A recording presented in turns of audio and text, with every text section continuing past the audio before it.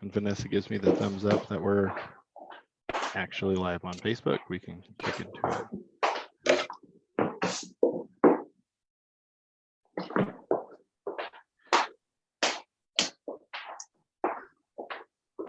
Yep, there we go. Cool. I'm just gonna copy this link and share it in the event, and we're good to go. All right, so welcome everybody to Wednesday edition of Policy and Pilsner. I'm here today with special guests from the Westminster Police Department. We have Deputy Chief Todd Reeves and Trevor Monterosso, who's a sergeant with the Westminster Police Department.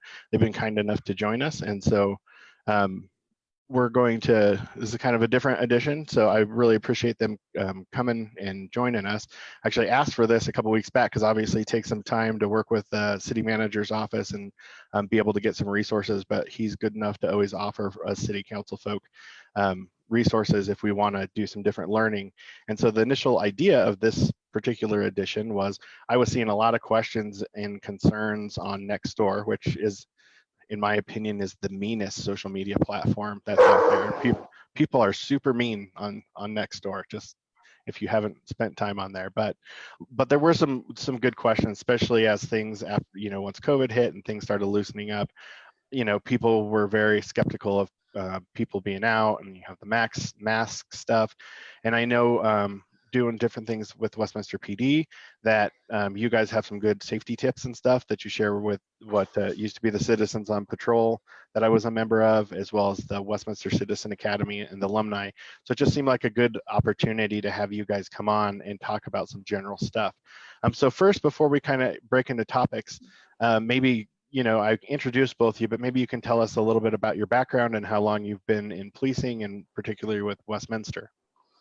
Sure. Well, thanks, Counselor. I'm Todd Reeves. I'm a deputy chief.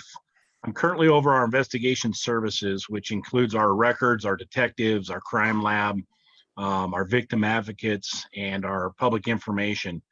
I've been in police work now. I'm going on 29 years. I've been with Westminster for 25 of those years. I just had my 25th anniversary, which I was very proud of.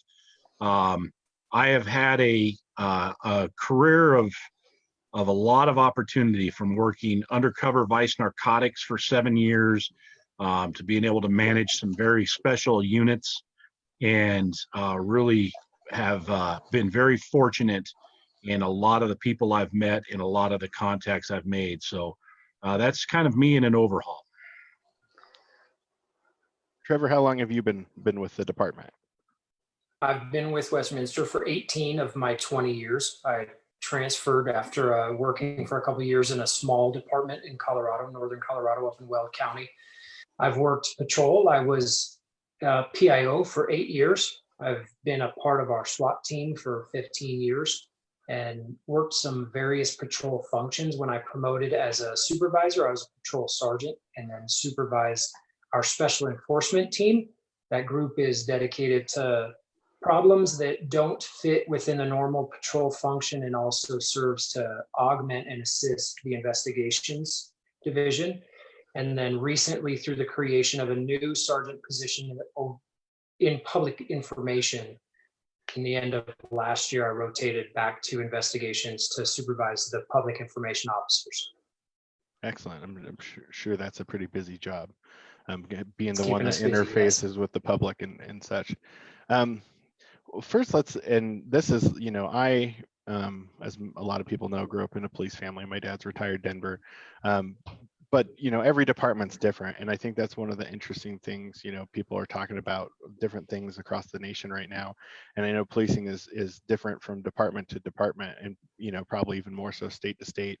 But, one of the things when I got really involved in the city was our Citizen Academy. So I know, Trevor, actually, I think that's the first place I actually met you in person, was in the Citizen Academy. I saw you on TV before that when you were a PIO.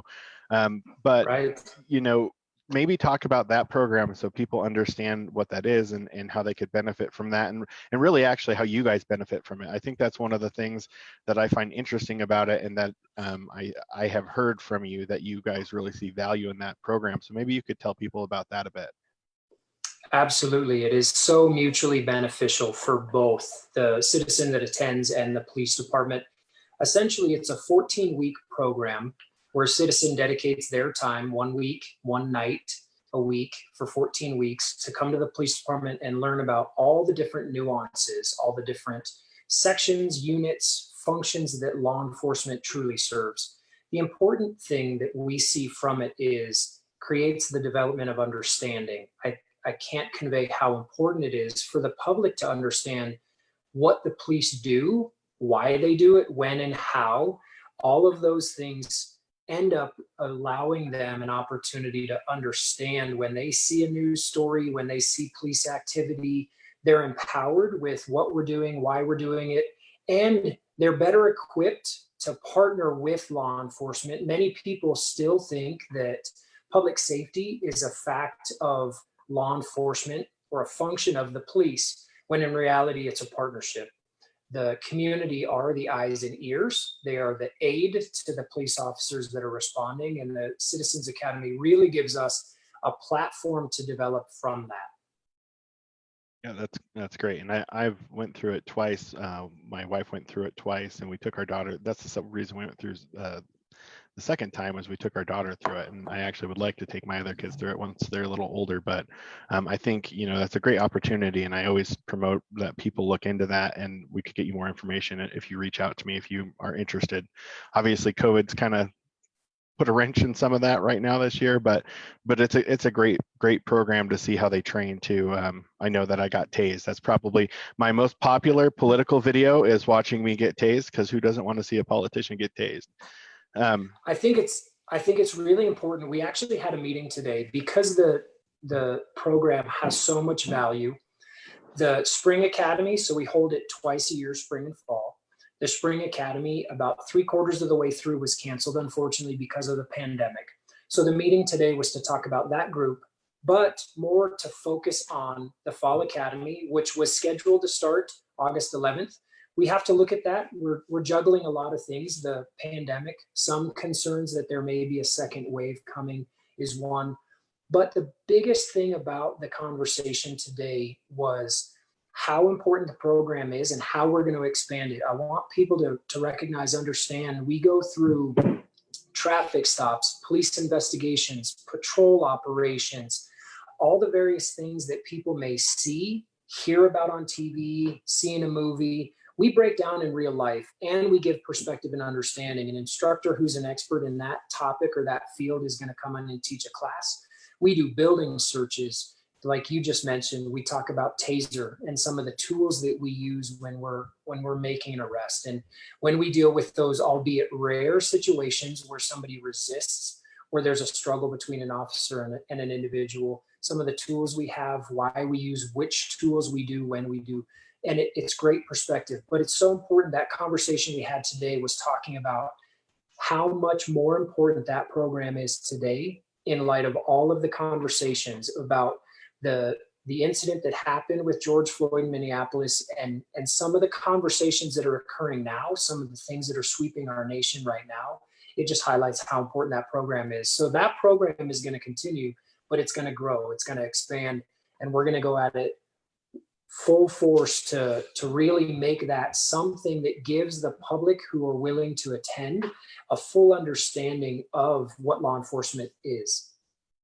Yeah, I think that's great. And I think one of the things that was interesting I learned from it, if you want to speak to it or not, was also the training.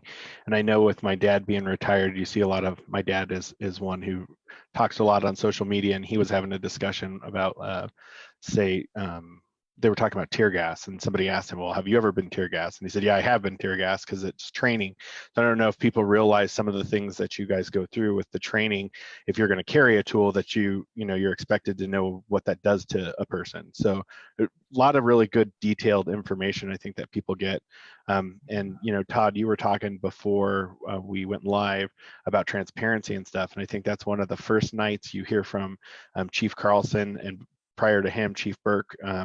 They always start the academy with talking about, open book, whatever question you want to ask. And I'm sure you guys get a plethora of a lot of interesting questions, and, good discussion and conversation with the community.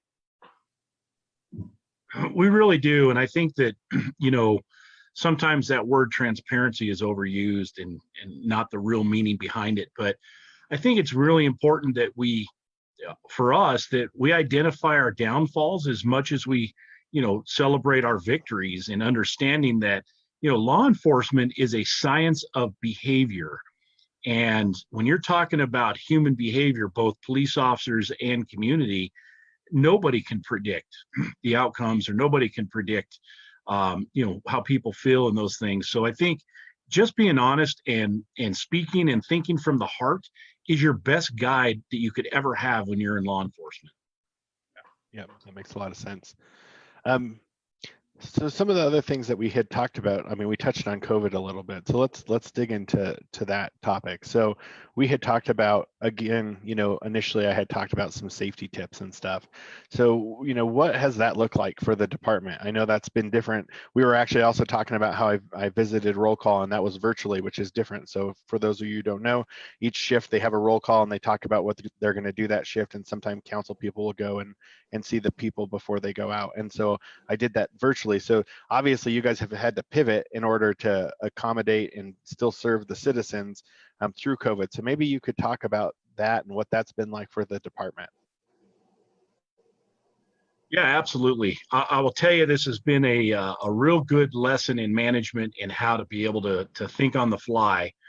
So with us in the police department, one of our greatest priorities is we wanted to make certain that we are still serving the community and providing the level of service that they all deserve. So we had to evaluate all of our positions and really create separations amongst teams of patrol officers, detectives, communication experts, really every aspect of our police department. We divided up into teams so we could make certain that they wouldn't have crossover into each other.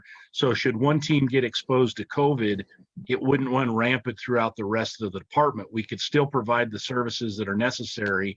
Even if one team, ended up with COVID, we could then just insert another team to backfill that. So once we understood our structure, the officers, I think, really, just kind of took this head on, in the fact that they knew they needed to wear PPE, not just for their safety, but also for the community. I think that's one of the things that sort of gets lost is that, the police officer may be the person who has the COVID.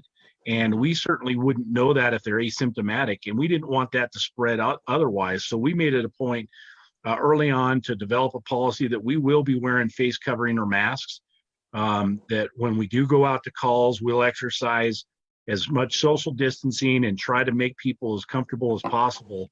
So when we got the officers to a position where we felt they could safely operate in the field and we were comfortable with that, we kept just working through all the minor details of, having the symptom checks and your temperature before you enter the building, making certain that we're sterilizing things on a regular basis, and really approaching things, understanding that we're a 24-hour operation, that we're going to operate no matter what, and we're going to serve this community as best we can. So we made certain that we had backup plans to our backup plans. And we met on a regular basis twice a day for well over 2 months, just making certain that we were in a good position. And then I think most importantly, and I'll let Trevor dive into a little bit of the aspect of this, but we wanted to understand our community and how that was going to impact them during the COVID. So very early on, we began things such as like what we called an environmental scan. And that is reaching out to businesses, reaching out to residents, and finding out what things are you experiencing and what things is happening that us as a police department need to be aware of so we can better serve. So Trevor, you want to explain a little bit about the environmental scan and some of the things we did on that aspect?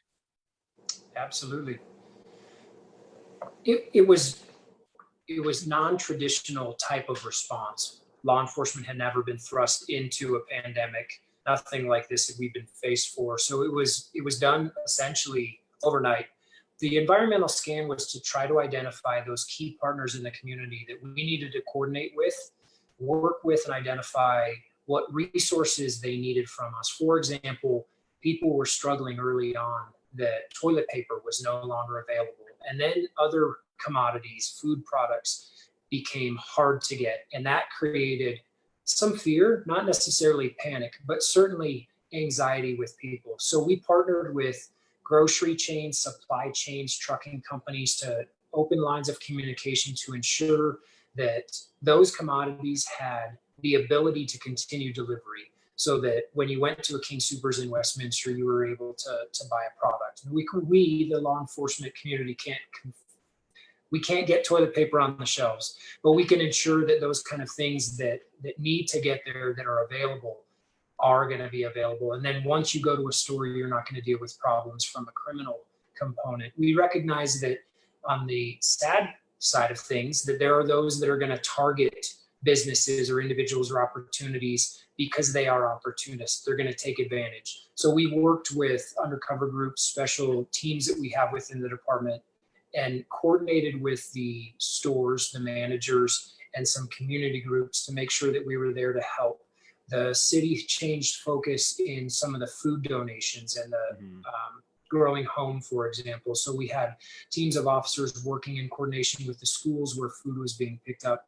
The big part of the environmental scan was to identify businesses that were impacted, be that a small mom and pop shop that is now forced to close due to governor's orders, or larger businesses that are impacted, to make sure that while their doors are closed and the employees don't fill that building, that it's protected, that we're not going to have the type of burglaries occurring. And one thing that we're very proud of, while many jurisdictions around us were experiencing a spike, and a very significant spike, in things like burglaries to or break-ins to businesses, we were not seeing that problem. We did have some crime trend changes. The environmental scan was also focused to identify those. Through our crime analysts and some other avenues, we did a daily data research to identify potentially what crimes were on the increase, on the decrease, and where to focus our resources. Some departments saw spikes in domestic violence, and we're very proud of the Westminster community. We didn't see that. We did see increases in criminal trespasses to vehicles. So somebody breaking in to steal something or steal a car. And we shifted focus. Dog parks, because that is an outlet for people during the pandemic. We saw an influx of people attending or utilizing open space in the city.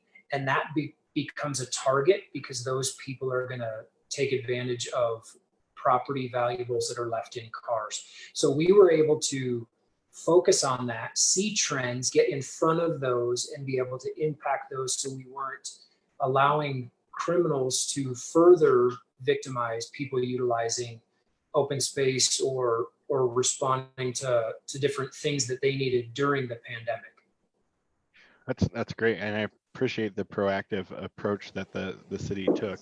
I know those were some of the questions even council had right off, as I think nationwide domestic violence and different forms of abuse were a concern, and different things touching mental health as well.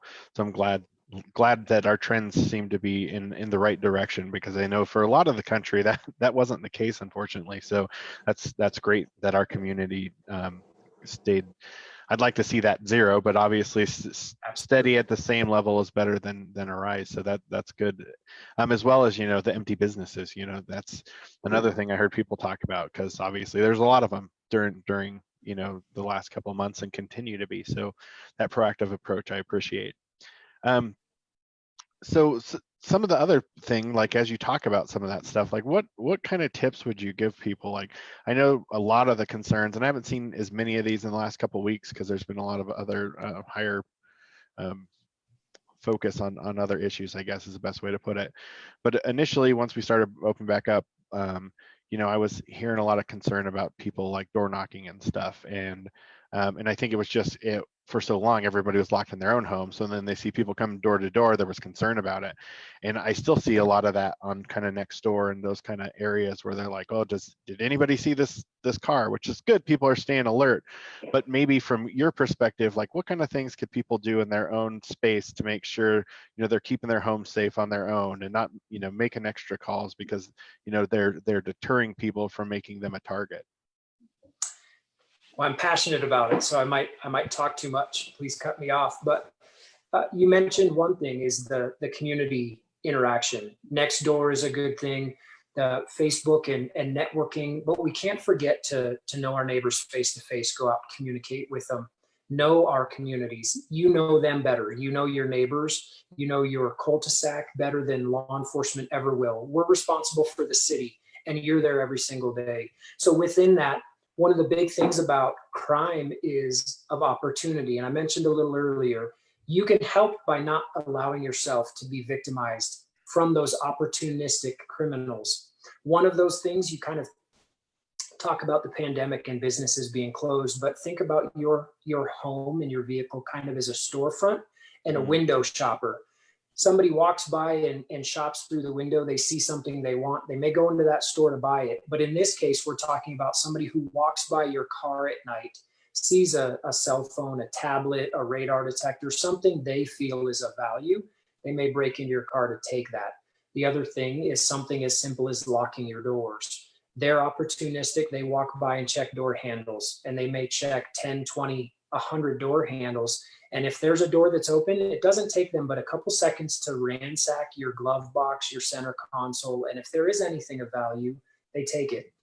It also allows them, if they're doing something more serious, such as trying to steal your vehicle, it gives them that much easier access to steal it. So oftentimes we're talking about reduce the opportunity for a criminal, and then we start talking about delays. So locking your door delays somebody who may be committed to stealing your car. They may still steal it, but it's delaying them. And every bit of delay creates the chance that they may get scared off, they may get caught, they may not end up taking your vehicle. And ultimately, that's a big impact, right? Nobody wants to come out in the morning where they need to go to work and they can't because their vehicle is missing. One of the biggest things, we provide an environmental report. So somebody from my unit will meet with an individual or a business, so for your home or your business, and we'll go inside out, top to bottom with you individually and talk about a tremendous number of things that you can do. We'll provide a report about considerations. One to highlight, because I just think so much value comes from it, is lighting. How many of your neighbors use their outdoor lights? I know I used to have a little bit of a perspective that leaving my lights on all night long, it increases my electric bill. There's a cost to it. But the amount of deterrent that is found in lighting is tremendous. The city actually did a study years ago. This was probably 12 years ago, maybe even longer, at the promenade, where the city was experiencing a high volume of vehicle trespasses, people breaking into cars and stealing property out of cars. What came of the study was the lighting at the promenade was insufficient. So it was dark, meaning people, criminals, could sneak around the parking lots, break into cars, and the word spread. So we started seeing an increase. And when we did a study, we realized that the lighting was insufficient. We corrected that problem with putting in better lighting and using it more, and it rectified the problem quite a bit. So lighting is such a huge thing. And the last thing I think that's important is call us. So we have programs and apps like Ring and Nest and Nextdoor, all of those things, but we still have people so often tell us, I wasn't sure if I should call, or I didn't want to bother you. We tell people, bother us. That's what we're here for. The men and women that put on that uniform day and night, like the deputy chief said, 24/7, we are here to serve the citizens. And if you see something suspicious, trust your instincts and call the police department and let us come and try to help. It goes back to that partnership. You're our eyes and ears, and you know when something's out of place. So please do be willing to call us. Maybe it's not an emergency where it's a 911, but our non-emergency line is a great way to get a hold of the same dispatch group and get the same police officers to come help. Yeah, I think that's good information. I know, unfortunately, I've been victim of leaving our car unlocked and got into it, and it's a funny video to watch the kids go into our car, go out, and you see them come back because they decided they were going to go back in the car because they wanted to see if there was anything else in there. And I have cameras on my house, so they realize the camera, and you can see him look up and do this kind of like, uh-oh, try to wipe his car off and ran off. But still, point being is lock your car, because it's that quick. I mean, we're usually pretty good about locking our cars, and that one night we didn't, and somebody got in. The other thing that, and maybe you could touch on, often people talk about, like, what's the big deal? They stole some change, or they, with when they're breaking and entering. And I've heard multiple departments talk about, the patterns they watch for those things, because they're usually not just stealing money. Sometimes they are. Sometimes it's just teenagers, out walking the neighborhoods. But sometimes they're people, that are trying to get money for other things like drugs and stuff like that. So sometimes you see some of those trends. Maybe you could touch on that so people understand, how they could ward off other things besides just getting change stolen from their car. Absolutely. You might not be the victim of something substantial. They may just have the change that you have in the cubby. So from your point of view, you're not that much of a victim, and it's not that big of a deal. Typically, though, it's a small, very small percentage of individuals that contribute to the majority of the crime that we see. And there's crossover. So there's small petty theft and other type of criminal activity committed by the same individuals that are more responsible for bigger things, such as a home burglary. Something that's probably one of the most humiliating things for somebody is to come home and realize that a stranger broke into their home and ransacked their home. Our home is our domain. It's our private comfort area. By not reporting the smaller crimes where potentially evidence is left behind or information could be learned, we miss the bigger crimes. So you're not only helping the police department, you're helping your neighbors, you're helping the community try to identify those bigger things. And sadly, as you mentioned, the current culture and climate across the country, this is not focused on Westminster, on the metro area, or Colorado, is narcotics and drugs and drug addiction driving people to do crimes they otherwise wouldn't have done. So by reporting it and working with law enforcement, we're getting more information and a better ability to address those bigger crime trends and crime problems. So even the petty things, we ask people to call us. We want to be able to work with the community and serve the community in that capacity. And again, it might not be a big deal to you, but it might be that one piece of the puzzle that was left behind. We need to put the bigger picture together. Yep, that's great. I think one of the other things, and this is kind of not necessarily the PD, but I'm sure you partner with it, that I think is interesting for people to know, or at least important for them to know, is, the city is doing some stuff to try to be proactive in stopping people from doing crime, as far as rehabilitation type stuff, like our mental health court, because a lot of time mental health and drug and stuff, and I think there's a trend in society to try to figure out, why do people keep ending up back in a courtroom, and trying to stop them from, that next crime, because, trying to help them fix things, break the cycle, I guess. And I don't know how much you guys interface with that, but I think it's important for people to know there are those proactive things that the city of Westminster is doing that I think is worth highlighting, because it's kind of that whole the whole city approach. We're all in it together kind of thing. So with that, one of the other topics I wanted to kind of cover is mental health. So this is one that I think there's a lot of gaps in society as far as how we handle that. And, you guys aren't mental health professionals, but unfortunately, when somebody picks up the phone and calls and says, somebody's doing A, B, or C, they don't know if that person's just up to no good or if they do have mental health problems. And so obviously you guys run into that. So I know that we did some grants, I believe I think they were state grants, to do some training and stuff. So maybe you could talk about our efforts in that area to make sure that when officers contact people, they know if they're dealing with mental health versus a drug problem or something else. Yeah, and I'll tell you, Dave, this one here has me very excited, because I think that we're again just excelling in the area of trying to deliver good service to the community.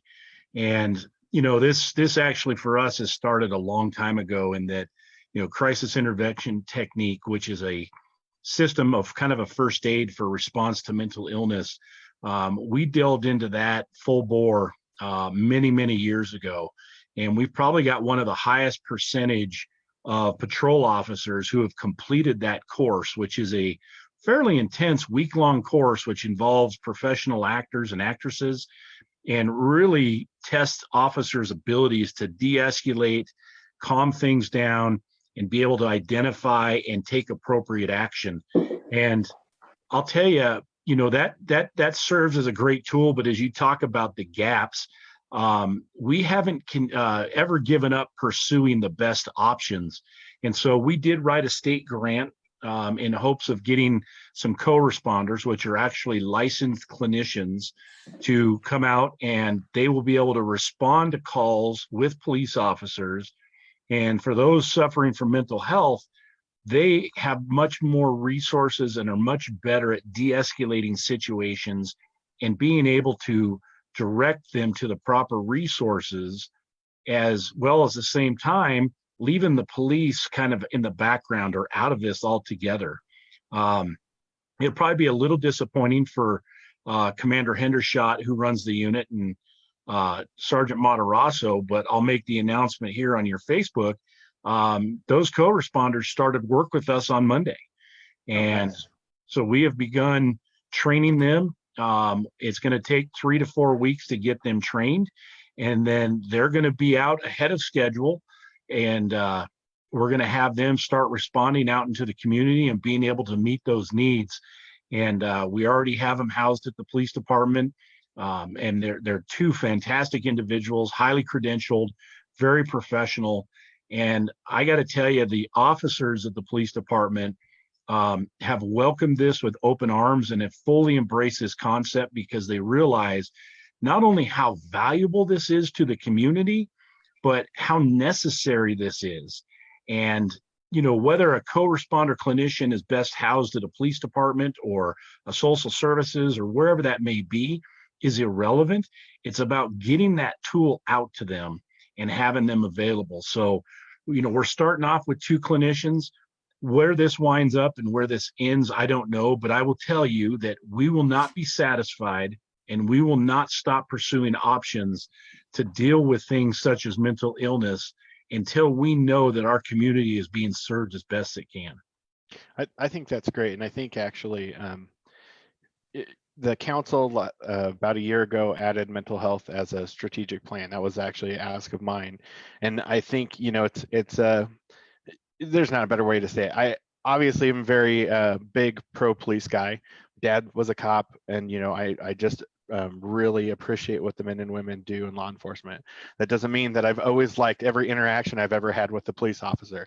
I have had my fair share of not good experiences with police officers, from getting screamed at when I got pulled over when I was a teenager to honestly my daughter, who suffers from mental health, being cuffed by one of our SROs and taken to a facility to get checked because she was having basically, I don't know, best way to do it, she was having a mental breakdown. And she's come a long way, and we've got her on the right medicines and stuff. But that was they talked about in that strategic planning. And I think actually Todd, I don't know if you were in that meeting or not.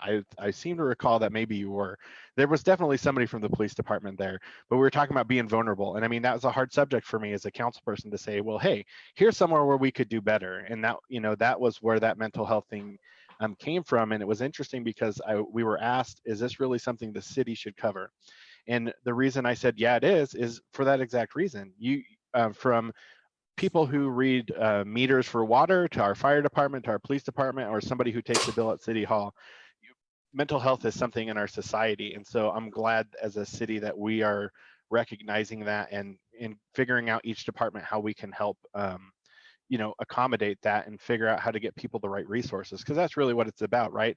This person probably doesn't belong in with you guys. They probably need some resources to deal with what's going on with them. So I appreciate that, and I'm glad that you guys shared that here. I feel a little honored. That's awesome stuff, because I know that's been being worked on.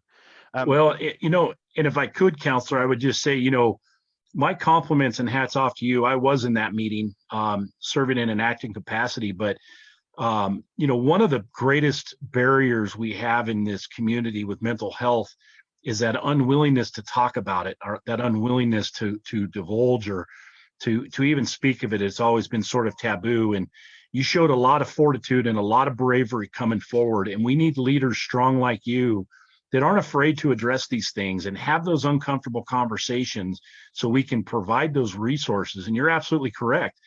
Prior to this, our options were jail or a hospital, and we were given no other options. And so, conversations and the bravery of you bringing these things forward, I think really helps us be able to get the tools and the resources we need. So my compliments to you and what you've done to further advance all of this. Yeah, no, absolutely. I appreciate that. And I appreciate the partnership. You kind of touched on the fact that we do ongoing training. And so a couple of things that I'd ask you guys to address. And so this kind of does get into the current events. And I'm watching this, I'm getting emails and people are, talking about different things like defund police and, a lot of things that, and it seems to mean something different to different people. Like the amount of different things that has been explained to me about what defund the police means when I put a statement out saying I'm not in support of that. Like, I don't think that's a wise idea for any city. But it seems to mean different things to different people. But really what I'm getting to is one, you talked about ongoing training. So I'd like you guys to kind of cover how much you guys train, because there's this feeling out in the community that I've read that, cops are just, it's so easy to become a cop. And in our department, I don't think that's true. And I know that we do a lot of ongoing training. And the other thing is there's a lot of things that I think our department already does, even some of the stuff that the state has now passed that we've been doing for a long time. So maybe you guys could kind of hit on some of that stuff. If you just think of any of those highline points that when you saw that state stuff coming down saying, oh, we do that, we're ahead of the game. So those two things I think would be very valuable for people to know about, training and kind of things we already do that they're concerned about. Yeah, well, and I appreciate that, Counselor. And I'm going to have Trevor kind of go over all the different aspects of training because he's been very instrumental in providing a lot of that over the years.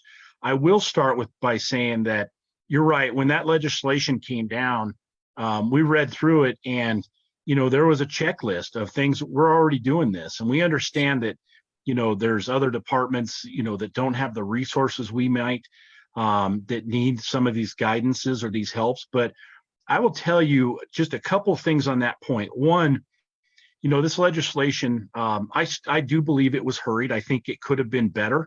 And I strongly mean that to the fact where I don't really care about the legislation that they handed us, because I don't think we should be satisfied with just that legislation. I think that we should continually to look and improve and make this department better. And we do that by constantly evaluating our processes and understanding what our community wants and needs. And I think that that's one of the areas that maybe we can start doing better at. And maybe we need to start getting more into the community and listening more about those needs and also letting them know where we're at. One of the popular emails that I see these days, and there's several different versions of it, but they talk about essentially the 8 tenets of can't wait. And those are items that police departments should implement in order to reduce their use of force. And I will tell you that, when I read through some of the different 8 can't waits, again, it was a checklist of things that we already do. And we don't stay satisfied with just simply saying we do it. For example, one of the big ones is de-escalation.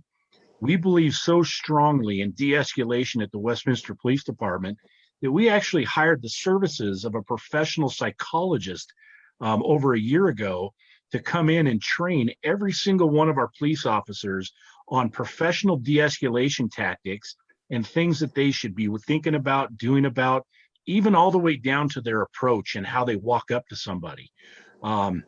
So a lot of those things we excel at. And I know that the big cry right now is for body cameras, which obviously this legislation mandates, but we were already going down that road. As you know, we asked permission to be able to go out and survey the community and determine this level of interest that our community had in our officers having body cameras, because we're not afraid of body cameras. We're not afraid of having body cameras, but we will say they are an enormous investment. And we wanted to make certain this was the best way to spend Westminster money was into a body cam program. And so Those results are done. We're expecting to get them back soon, but that's still going to help us in understanding how our community feels and what things we need to prove upon, and what things we might need to train on. And so Trevor can give you a good high level evaluation of what officers are trained on now, and hopefully synopsize it, because it could go on for a long time. So Trevor, I'll let you go over the training aspect. I appreciate that. You're absolutely right. It could go on. There's such a conversation here. And I can't convey how important the conversation is. That since this national conversation has started, the number of emails, questions that we've received about, for example, the 8 can't wait. And one of the things that comes out of that, for example, is conversation about simple decisions for departments to have policy that says you can't shoot into a moving vehicle. And a lot of the conversation about training comes there.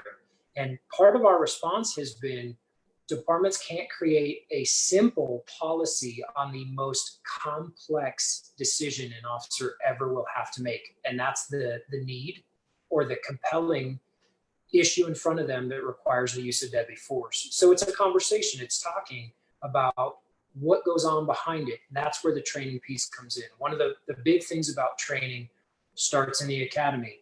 It begins at an officer's onset of their career. They have to pass the training. They have to qualify in the training. That's a thing that we look at as skills-based training. So for example, the proper application of technique, handcuffing somebody, arresting somebody, techniques that are used to control somebody who resists or fights with an officer, attacks an officer. Skills-based training would be driving a patrol car, and then emergency vehicle operations and firearms training. So those skills-based training start in the academy. There's minimum proficiency standards they have to pass. And then that continues into in-service training that occurs quarterly, semi-annually, annually, biannually. That depends on the topic that we're talking about. Within that, so for example, Chief Reeves mentioned de-escalation.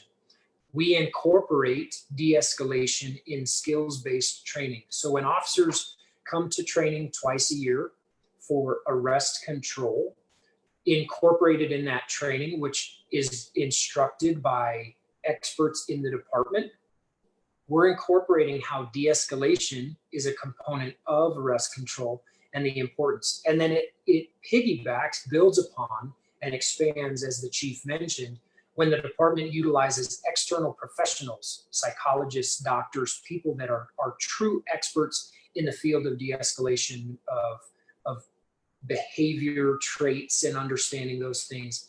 It culminates into overlap training. So then we progress into individual training. So we'll have training within the organization that is specific to things that currently are really big. The questions we're receiving is use of force. And as mentioned, the 8 can't wait are around reducing use of force and officer-involved shootings. Most of those, the department already has policy and training that are aligned with what those 8 things stand for. But the big part here is we have to talk, we have to communicate. It goes back to the comment about Citizens Academy, that to have an understanding, to be able to sit down, which we want to do. We're very open. We want to hear from the public, and we want to have a conversation. We also want to have understanding. So when we take feedback, it's coming from a point of understanding. Somebody knows we do something, for example, chokeholds. We don't teach chokeholds. We have not taught chokeholds for a number of years. And when we talk about that level of force, it's important for the person in the conversation, for everybody in the conversation, to have a base understanding of what does a chokehold mean to the public? What does a chokehold mean to the individual, the suspect that's being arrested, or to the officer that potentially is being attacked? So with that, then we have a training coordinator who logs all that training. Some hours and some training topics are already legislatively required. The POST board, the Peace Officer Standard and Training Board, who certifies and licenses us to be a police officer in the state of Colorado, logs and tracks those hours. And then the police department, Westminster specifically, conducts a substantial amount of hours beyond what is required as a minimum in a whole number of things. One thing that has changed over time, obviously in my 20 years, is the expectation we have on line level police officers. They have to know more, do more, be experts in more fields. They're the responders to people in crisis. We've talked about mental health, and we are not mental health workers. We're not experts in that. I'm not qualified, but I am that person in crisis to be able to respond. So we have training in those fields, in those areas, in what we can do, the techniques and the things that we need to be aware of, considerations. Behavior, for example, is a big thing. So that training, as the chief has mentioned, is open, it's fluid and organic. It's something that we have to evaluate on a regular basis to say, are we sufficient in what we need? Is there an additional training topic that we need to cover? Do we need to spend more time in a certain area? Those things are really important. And the national conversation right now is helping us. But the national conversation to some extent too is creating a lot of noise. When people are yelling, you can't hear what people are saying. But when people come to the table for a conversation, it gives us as law enforcement, as the chief mentioned, we're not opposed to some of the changes that are being legislated right now. I too agree. I think they were rushed. I think it would have been beneficial for law enforcement, the legislation, and ultimately the public, because that's who it serves. That's what the law actually ultimately serves. Would have been better to come to the table and be able to identify a broader swath of things that we can do collectively to improve upon. But ultimately, we're listening and we're working on training, and we'll continue to train, because one of the things that we talk about that is so important when we talk about body cameras is hiring the right people can't be replaced. We have a program and a process in place to identify the right men and women to serve the citizens of Westminster as a police officer, to train them properly, which we're talking about right now. And Citizens Academy will give you a great perspective on what that training looks like, kind of from top to bottom and front to back. And then beyond that, on those rare occasions where you do have a poor decision or misconduct, is to swiftly investigate it and hold the officer accountable. We are human, we do make mistakes, and the department has an accountability standard to look at it and say, this was the conduct, and this is going to be the discipline that is going to ensure the mistake doesn't happen again. The department understands the expectation, and the public gets what's right. And that's a big part of the conversation that's going on right now. It's good. A lot of information, and I think that you hit a good point. At least for me, as one of the policymakers in the city, I'd rather those cameras, they're not going to record anything because we're training our people right and making sure we have the right people put on the uniform. And I think that's the best scenario, right? Is people not misbehaving. But I understand the oversight that people want there. And you guys kind of hit on it. We have been having the discussion about body cams for some time now. It's interesting what people decide. I've been accused multiple times of voting against it. I'm like, we've never voted on it. They're evaluating them and have been for a while. But that, like you said, that's a big budget item for a city like Westminster or any city. It's the retention time of the data and stuff. So there's a lot that goes into it that I think people don't maybe they don't know the ins and outs of the details of it. So, but we're all going to find out in Colorado. So I think it's so important to just quickly highlight that I ask and encourage, I genuinely encourage people to do some understanding, do some research, and dig into what a body camera truly is. There are absolute benefits to them.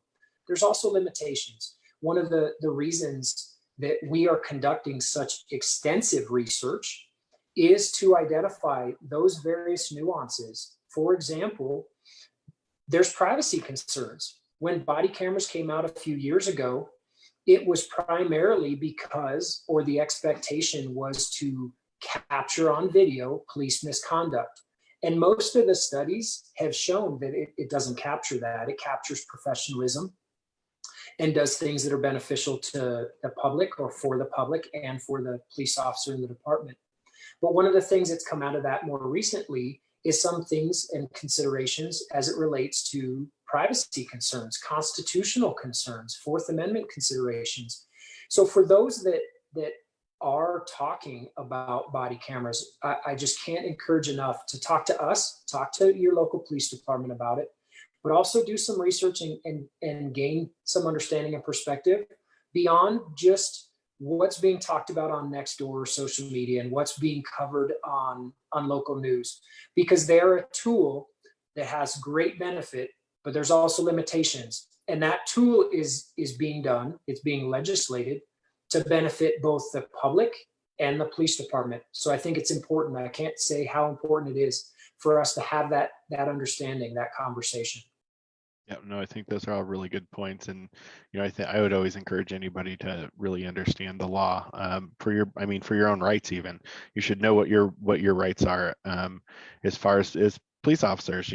When you have to talk, when you don't have to talk. I think people should understand what their rights are, and I think I haven't met the police officer who would disagree with that, at least not in our city. So. I think that this has been a great conversation, and I want to give each of you a quick moment to wrap up. I know, we kind of touched a little bit on the current events. I know our PD and our chief was, pretty early out with a statement about what happened in Minnesota, and I think a lot of people appreciated it. It's a tense time in our country. It was tense prior to George Floyd. It's become more tense since, and I think that what I would ask people is to let ultimately, the vast majority of police officers put on a uniform, in my opinion, because they want to serve and keep the public safe. And so that takes partnership with the community to have a two-way conversation. And so, I really encourage people to learn more about what's going on and what they want to see in their own city. And with that, I'd give each of you kind of a moment to kind of give a closing remark, and then we'll call it a wrap. Well, thank you, Counselor. I appreciate the opportunity to join you tonight for this, and I really appreciate the opportunity to be able to reach out to the community and for those that were interested in hearing this. I will tell you that as Westminster Police Department, we're dedicated to working with the community together to make certain that they're getting the policing and the service that they not only deserve, but they should expect. And we're hoping a lot of conversations and good information comes out. And I truly, honestly believe there's no us against them or them against us. This is us together. We can do some great things, and I want to have those conversations to be able to do those things moving forward. So thank you for the opportunity tonight, Counselor. Absolutely.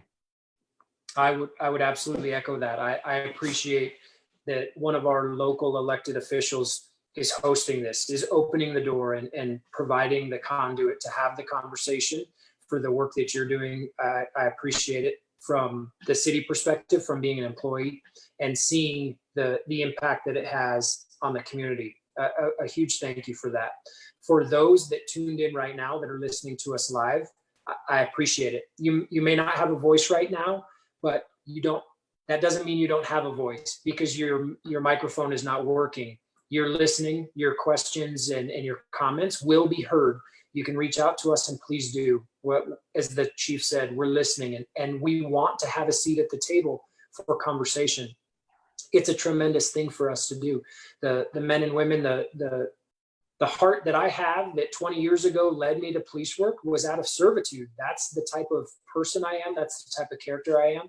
And that's where my passion lies. Sometimes too much, sometimes to the point where you're so just passionate about what you do that you're drawn to it. And I would ask people to be open to work with us, to look at what we do. For example, the Citizens Academy, to take that, to share your feedback, your thoughts. We get some angry emails, and just to be honest, it's hard to respond to angry emails with forward progress. If somebody's yelling, they're not listening, and it's hard to listen sometimes. I think everybody's been yelled at, and that's what the tone of the current climate is. And I said it earlier in reference to the pandemic, praising the citizens of Westminster, and that praise goes out again. I just think it's tremendous that we have such a great city across, not just in police, but it's a beautiful city with departments and elected officials and open space and so many things. It's a great city. So I think In closing, the opportunity for your voice comes where we recently did the random survey, which is phase 1 of the survey the chief mentioned. Phase 2, which is called an open survey.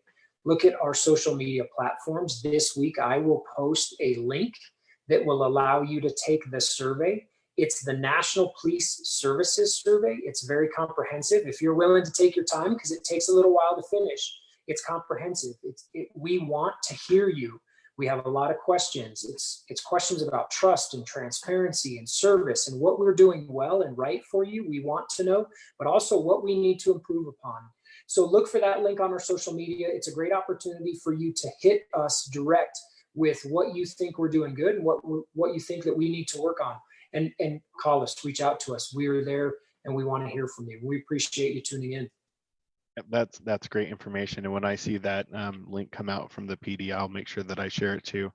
Well, again, thank you both for joining me tonight. I really appreciate you taking the time on a Wednesday evening to be in my garage with me. So I appreciate it very much. You guys stay safe and God bless. You as well. Thank you, Counselor. Good night.